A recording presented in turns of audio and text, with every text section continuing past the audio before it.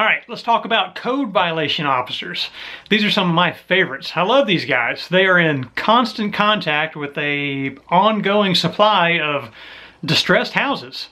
They are boots on the ground. They are driving around in these neighborhoods and basically finding houses that have all kinds of weird problems with them. And then they go around, they put stickers on the windows, and the owners have to fix these problems or else they start getting fined by the county. That's kind of how the general process works. But now another benefit to the code violation officer, kind of like the insurance adjuster, is that they are in direct contact with the owner and they often know the sentiment of the owner.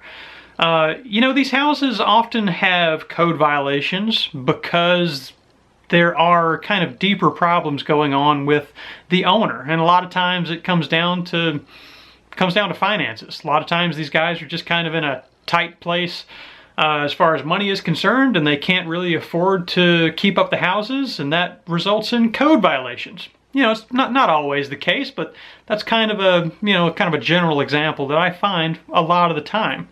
But since these code violations are in direct contact with these houses and direct contact with the owners, they are able to kind of recognize what might be a good deal for you.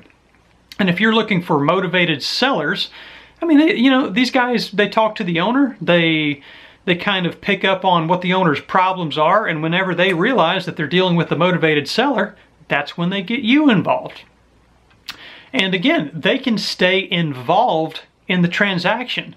I like to pay these guys also by a percentage of the profits, and I take good care of my guys. I'm telling you, if they're going to be involved in the transaction and kind of letting the owner know how I can be a solution to their problem, they're selling me, and they're kind of setting everything up with the owner, and I take really good care of them. I pay these guys anywhere from 25% to 50% of my profit on these deals, and I do that because I want to incentivize them to have more and more of their business.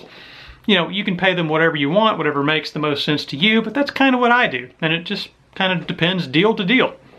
Now, where to find these guys? This is another one that's pretty easy to run down on LinkedIn.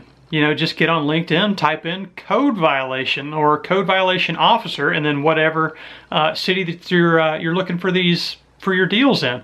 And then it's a matter of just getting on the phone with some of these guys, finding which ones you connect with the most and which ones kind of want to work with you, and building out that relationship. Yeah, it's actually really easy stuff, but you got to keep in mind that core theme of this strategic networking. That is, take good care of your people and they're take good care of you. So you got to find the people, you got to reach out with some phone calls, you got to find somebody you like, and then go deep with that relationship. Build a meaningful, mutually beneficial, profitable relationship for you both, and your deal flow will skyrocket. And once you have that relationship set up, it's there. It's just there providing you deals from that point in time until whenever. And then you can move on to set up another relationship. And that's how you keep, kind of building on this deal flow that's going to just continually improve your business. So the code violation officer, all right, very good guys to know and some of my all-time favorites to network with. All right, let's move on to the next one.